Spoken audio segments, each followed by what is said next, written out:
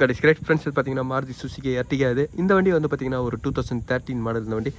இந்த வண்டியில் என்ன ப்ராப்ளம்னா ஒரு இன்ஜினோட அப்நார்மல் நாய்ஸ் தான். இது ஒரு கிராங்க் ஷாஃப்ட்டில் ஆயிலோட சர்க்குலேஷன் இல்லைனா கனெக்டராடு சீஸ் ஆனால் தான் இந்த நாய்ஸ் வரும். இப்போ அந்த நாய்ஸ் தான் இதில் இருக்குது, இந்த அப்நார்மல் நாய்ஸ். இப்போ நான் வண்டியை ஸ்டார்ட் பண்ணுறேன். அதே மாதிரி இந்த ஸ்டார்ட் பண்ணுறது வந்து பார்த்திங்கன்னா ஒரு ஃபியூ செகண்ட்ஸ் மட்டும் தான் நான் இதை இன்ஜினை ரன் பண்ணுறேன். ஏன்னா இந்த ஸ்டார்டிங் இந்த கண்டிஷனோடு பண்ணும்போது வந்து பார்த்திங்கன்னா கிராங்க் ஷாஃப்ட் இன்னும் டேமேஜ் ஆகும். இப்போ நான் ஸ்டார்ட் பண்ணுறேன் பாருங்கள் ஃப்ரெண்ட்ஸ். இப்போ வண்டியை ஸ்டார்ட் பண்ணுறேன்.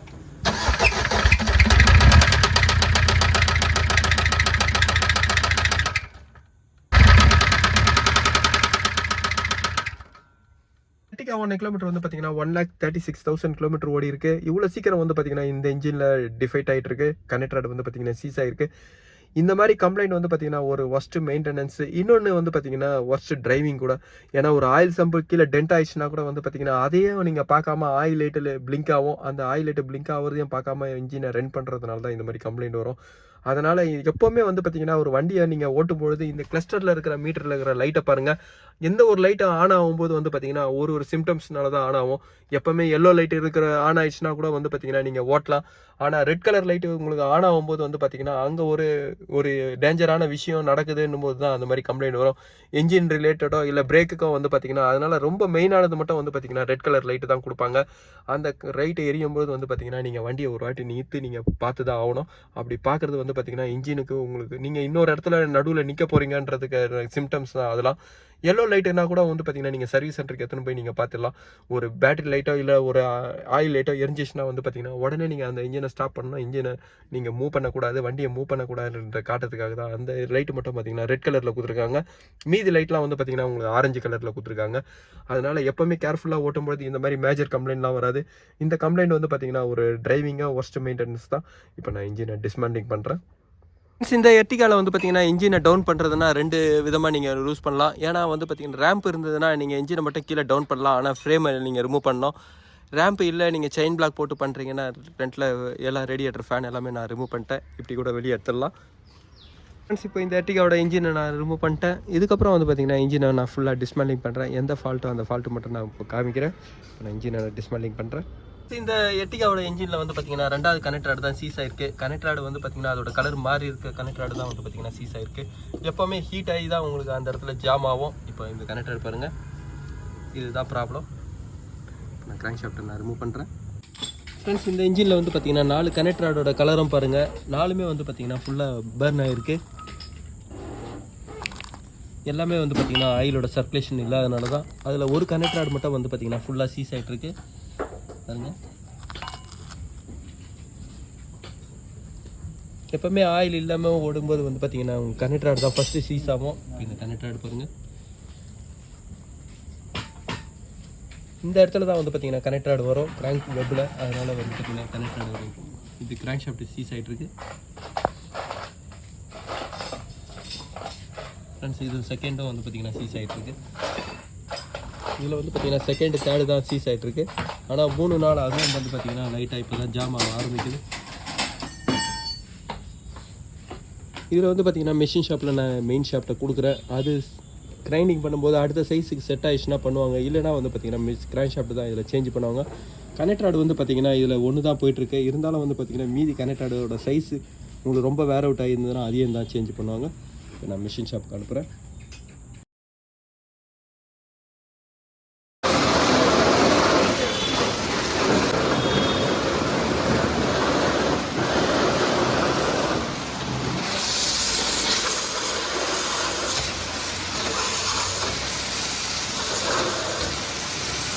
ஃப்ரெண்ட்ஸ், எப்போவுமே ஒரு இன்ஜின் மிஷின் ஷாப்லேருந்து வந்ததுக்கப்புறம் வந்து பார்த்தீங்கன்னா அதை நீங்கள் இன்னொரு வாட்டி வாஷ் பண்ணுங்கள். ஏன்னா இது உள்ளே இருக்கிற ஹோல்ஸில் ஏதாவது பரு போயிடுச்சுன்னா கூட வந்து பார்த்தீங்கன்னா அது இன்ஜினோட ஃபால்ட் வந்துடும். இதில் வந்து பார்த்தீங்கன்னா இன்ஜினோட ஆயில் ஹோல்ஸ் எல்லாமே நான் இப்போ ஃபுல்லாக செக் பண்ணிவிட்டேன். இப்போ ஆயில் ஹோல்ஸ் எல்லாமே கரெக்டாக இருக்குது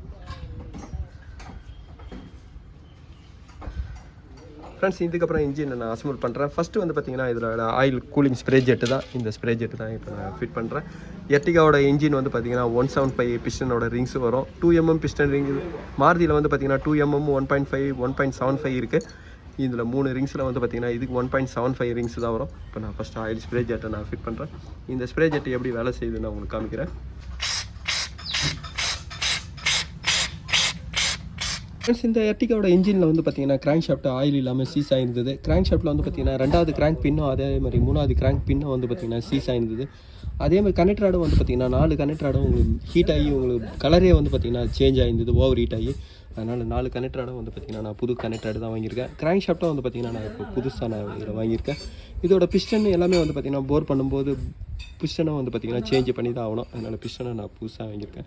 இப்போ இதில் வர கிராங்க் ஷாஃப்ட்டோட பேரிங் வந்து பார்த்தீங்கன்னா ஸ்டாண்டர்ட் தான். எப்போவுமே ஸ்டாண்டர்ட் பேரிங் வந்து பார்த்தீங்கன்னா புது கிராங்க் ஷாஃப்ட்டுக்கு வந்து பார்த்தீங்கன்னா ஸ்டாண்டர்ட் பேரிங் தான் வரும்.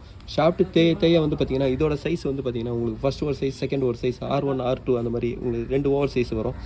இதில் வந்து பார்த்தீங்கன்னா அந்த மாதிரி கிரைண்டிங் பண்ண முடியாது. ஏன்னா 2 பின்னு மட்டும் ஃபுல்லாக தேஞ்சு போயிருந்தது. 2 பின்னு நல்லா ஆகுதுனால சைஸ் வந்து பார்த்திங்கன்னா உங்களுக்கு மாறி வரும். அதனால் வந்து அந்த மாதிரி கொடுக்கும்போது இன்ஜினோட வைப்ரேஷனாக வரும். திடீர்னு வந்து பார்த்திங்கன்னா கிராங்க் பின்னு கூட உங்களுக்கு கட் ஆகிடும். அதனால தான் வந்து பார்த்திங்கன்னா இது கிராங்க் ஷாஃப்ட்டை நான் சேஞ்ச் பண்ணேன். இப்போ இந்த கிராங்க் ஷாஃப்ட்டை நான் ஃபிட் பண்ணுறேன். ஃபஸ்ட்டு வந்து பார்த்திங்கன்னா இதில் வர ஜேர்னல் பேரிங்கை நான் ஃபிட் பண்ணுறேன். இதில் ஒரு பேரிங் சென்டர் பேரிங் மட்டும் பார்த்திங்கன்னா பேலன்ஸுக்கு வர த்ரெஸ்ட் வாஷர் வரும். இப்போ நான் இதை ஃபிட் பண்ணுறேன். ஃப்ரெண்ட்ஸ் எப்போவுமே ஹோல்ஸ் இருக்கிற பேரிங் வந்து பார்த்திங்கன்னா உங்களுக்கு பிளாக்லேயும், ஹோல்ஸ் இல்லாத பேரிங் வந்து பார்த்திங்கன்னா கேப்லேயும் வரும்.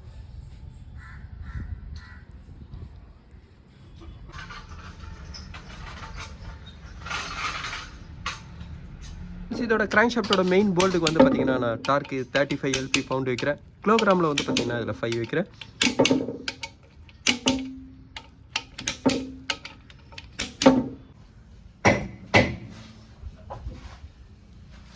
இதோட பிஸ்டன் ரிங்ஸ் வந்து பார்த்தீங்கன்னா 1.75 வரும். ஏன்னா ஃபஸ்ட்டோட டாப் ரிங்ஸ் வந்து பார்த்தீங்கன்னா இதில் 1.75. இந்த ரிங்ஸ் வந்து பார்த்தீங்கன்னா ஒரு டாட்டாவோட மான்சாவிலையும் வந்து பார்த்தீங்கன்னா OEM ரிங்ஸ் அதுதான் வரும். இப்போ நான் அதுதான் இதில் ஃபிட் பண்ணுறேன்.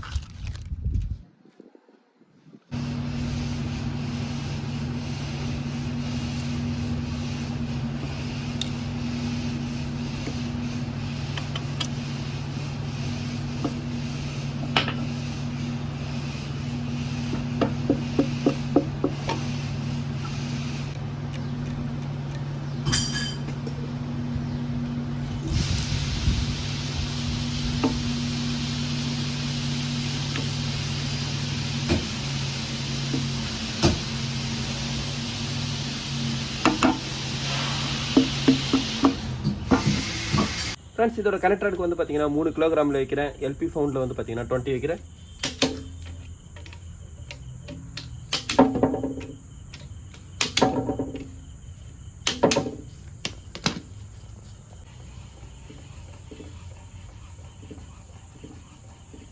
ஃப்ரெண்ட்ஸ் இதுக்கப்புறம் வந்து பார்த்தீங்கன்னா ஹெட் நான் ஃபிட் பண்ணுறேன். இதோட பிஸ்டன் எல்லாமே இன்ஸ்டால் பண்ணதுக்கப்புறம் வந்து பார்த்தீங்கன்னா ஹெட்டு தான் நான் ஃபிட் பண்ணுறேன். இந்த ஹெட்டு வந்து பார்த்தீங்கன்னா ஒரு மெஷின் ஷாப்பில் சர்ஃபேஸ் பண்ணி கிரைண்டிங் பண்ணியிருக்காங்க. அதே மாதிரி இதில் வந்து பார்த்தீங்கன்னா வால்வ் எல்லாமே அவங்க சேஞ்ச் பண்ணியிருக்காங்க.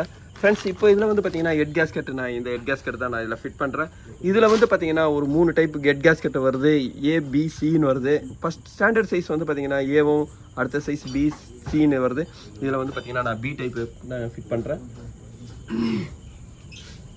ஃப்ரெண்ட்ஸ் எப்போவுமே ஹெட்டோட சர்ஃபேஸ் மைனஸ் ஆக வந்து பார்த்தீங்கன்னா ஹெட் கேஸ்கெட்டோட சைஸும் வந்து உங்களுக்கு அதிகமாகும். ஹெட் கேஸ்கெட்டோட திக்னஸ் வந்து பார்த்தீங்கன்னா அதிகமாகும். இதோட ஹெட் கேஸ்கெட்டோட திக்னஸ் வந்து பார்த்தீங்கன்னா ரொம்பலாம் அதிகமாகாது, ஒரு 0.5 தான் இதில் அதிகமாகும். இப்போ நான் இந்த ஹெட் கேஸ்கெட்டை நான் ஃபிட் பண்ணுறேன்.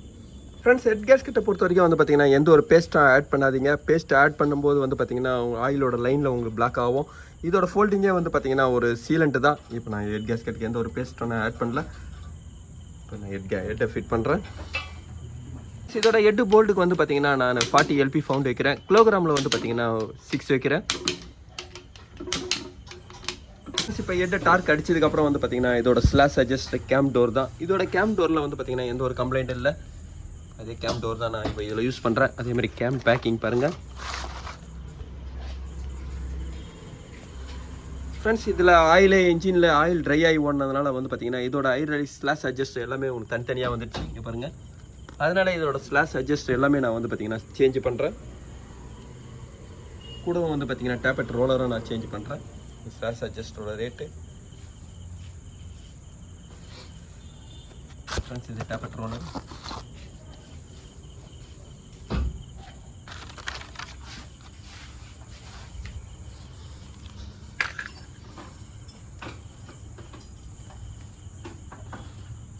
இந்த ஸ்லாஷ் அட்ஜஸ்டரோட வேலையே வந்து பார்த்தீங்கன்னா ஹீட்டில் வால்வ் எக்ஸ்பெண்ட் ஆகும். சிலிண்டரில் க்ளோஸாக வந்து பார்த்தீங்கன்னா வால்வ் இருக்கும்போது அங்கே ஹை டெம்பரேச்சர் வரும். அந்த டைமில் வந்து பார்த்தீங்கன்னா வால்வும் எக்ஸ்பெண்ட் ஆகும். அந்த எக்ஸ்பெண்ட் ஆகிற வால்வை வந்து கிளியரன்ஸ் கண்ட்ரோல் பண்ணுறது தான் ஸ்லாஷ் அட்ஜஸ்ட்டு. இன்ஜின் ஆயிலோட ஹைட்ராலிக் ப்ரெஷருக்கு ஏற்ற மாதிரி வந்து பார்த்திங்கன்னா இந்த ஸ்லாஷ் அட்ஜஸ்ட் உங்களுக்கு ஒர்க் பண்ணோம். இது எப்போவுமே வந்து பார்த்திங்கன்னா வால்வை டச் பண்ணினே இருக்கும். அதே மாதிரி வால்வோட கிளியரன்ஸும் வந்து பார்த்திங்கன்னா ஆட்டோவாக அட்ஜஸ்ட் ஆகும். அதுதான் இந்த ஸ்லாஷ் அட்ஜஸ்ட்டோட வேலை. மேலே வந்து பார்த்திங்கன்னா டேபெட் ரோலர் உங்களுக்கு இந்த ஓவர் ஹெட் கேம் ஷாப்ட்னால இதோட டேபெட் ரோலரும் வந்து பார்த்திங்கன்னா மேலேயே தான் வரும். இப்போ நான் இந்த கேம் டோரை ஃபிட் பண்ணுறேன். ஃப்ரெண்ட்ஸ், இந்த இன்ஜினுக்கு வந்து பார்த்திங்கன்னா டைமிங் செயினை நான் புதுசாக நான் இப்போ யூஸ் பண்ணியிருக்கேன். ஃப்ரெண்ட்ஸ், எப்போவுமே இந்த பேக்கிங் வந்து பார்த்திங்கன்னா எந்த ஒரு ஆயிலும் போடாதீங்க. இதே மாதிரி இந்த இன்ஜின் வந்து பார்த்திங்கன்னா ஆயில் இல்லாமல் சீஸ் ஆனதுனால இது ஆயில் பம்பை வந்து பார்த்திங்கன்னா நான் புதுசாக நான் இப்போ யூஸ் பண்ணுறேன். இது ஆயில் பம்போட ரேட்டு பாருங்கள்.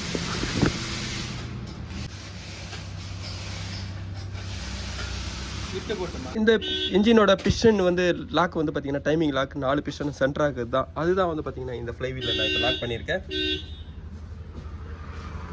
அதே மாதிரி கேம்லேயே வந்து பார்த்திங்கன்னா டைமிங் டூல் போட்டு நான் லாக் பண்ணியிருக்கேன். இப்போ இந்த சென்ட்ரு போல்டு வந்து பார்த்திங்கன்னா கிராங்க் ஷாஃப்டோட போல்டு ஒரு லெஃப்ட் த்ரெட்டு. இப்போ நான் இதை ஆன்டி கிளாக்கில் வயசில் பண்ணும்போது தான் இது டைட் ஆகும். இப்போ நான் டைமிங் லாக் பண்ணுறேன்.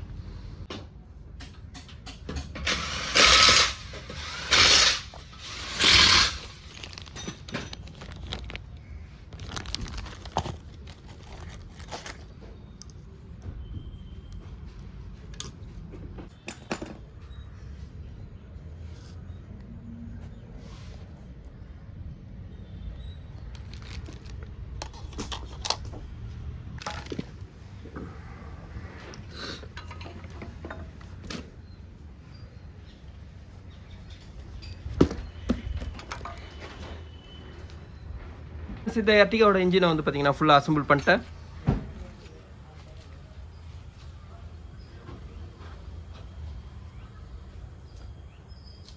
ஃப்ரெண்ட்ஸ், இதுக்கப்புறம் வந்து பார்த்தீங்கன்னா நான் வண்டியில் லோட் பண்ணுறேன். இந்த எர்டிகாவோட இன்ஜின் ஆயில் வந்து பார்த்தீங்கன்னா 5W30 ஆயில் தான் நான் ஃபில் பண்ணுறேன். இது ட்ரை இன்ஜின்னால இன்னும் வந்து பார்த்தீங்கன்னா ஆயில் கொஞ்சம் எக்ஸ்ட்ரா பிடிக்கும். இதுக்கு 3.5 லிட்டர் நான் இப்போ ஆயில் ஃபில் பண்ணுறேன்.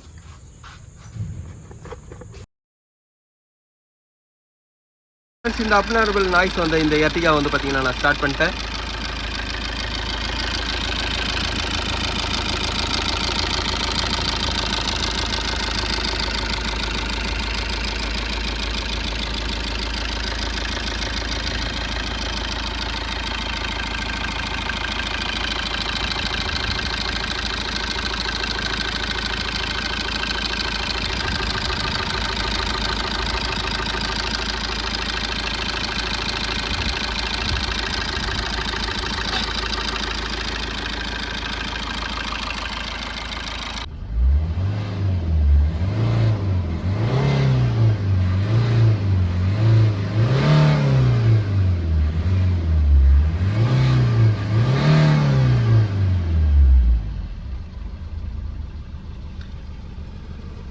எப்பவுமே ஒரு கார் டிரைவ் பண்ணும்போது வந்து பார்த்தீங்கன்னா அந்த டேஷ்போர்டில் உங்களுக்கு கிளஸ்டரில் என்னென்ன லைட்டு எரியுது நீங்கள் செக் பண்ணி பார்த்துங்க. கார் டிரைவ் பண்ணும்போது இன்ஜினோட டெம்பரேச்சரை பாருங்கள். அதே மாதிரி அந்த இன்ஜினோட ஓபிடி லைட்டு, இன்ஜினோட ஆயில் லைட்டு, பேட்டரி லைட்டு இதெல்லாம் நீங்கள் கரெக்டாக செக் பண்ணுங்கள்.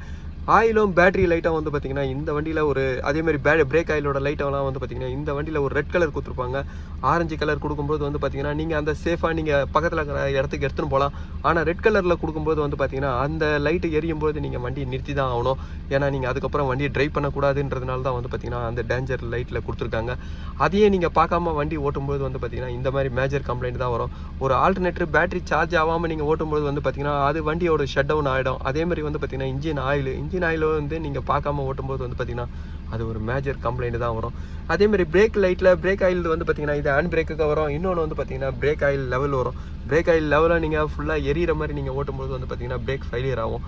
இதனால் எப்போவுமே நீங்கள் ஒரு வண்டியை ஓட்டும்போது கரெக்டாக கேர் எடுத்து ஓட்டுங்க. இன்ஜினோட ஆயில் லைட்டு உள்ள கிளஸ்டரில் எல்லா லைட்டும் நீங்கள் செக் பண்ணி ஓட்டுங்க. இந்த வண்டி வந்து பார்த்திங்கன்னா அந்த கேர்லெஸ்னால தான் இன்ஜினோட கம்ப்ளைண்ட்டாக வந்தது. கிராங்க் ஷாஃப்ட்டில் வந்து பார்த்திங்கன்னா ஒரு சீஸ் ஆயிடுச்சுனாவே அந்த கிராங்க் ஷாஃப்ட்டோட சைஸ் ரொம்ப மைனஸ் ஆயிடுச்சுன்னா சைஸு கிடைக்கல என்னும்போது வந்து பார்த்திங்கன்னா அந்த பேரிங்கை அவங்க சேஞ்ச் தான் பண்ணுவாங்க. ஏன்னா அது திருப்பி மேஜர் கம்ப்ளைண்ட்டாக வரும்போது திருப்பி கிராங்க் ஷாஃப்ட் தான் உங்களுக்கு ப்ரோக்கன் ஆகும். இந்த வண்டியில் வந்து பார்த்திங்கன்னா கிராங்க் ஷாஃப்ட்டோட சீஸ் ஒர்க்கு தான் நான் பண்ணியிருக்கேன். ஃப்ரெண்ட்ஸ், இந்த வீடியோ உங்களுக்கு பிடிச்சிச்சுன்னா லைக் பண்ணுங்கள், ஷேர் பண்ணுங்கள். Thank you friends.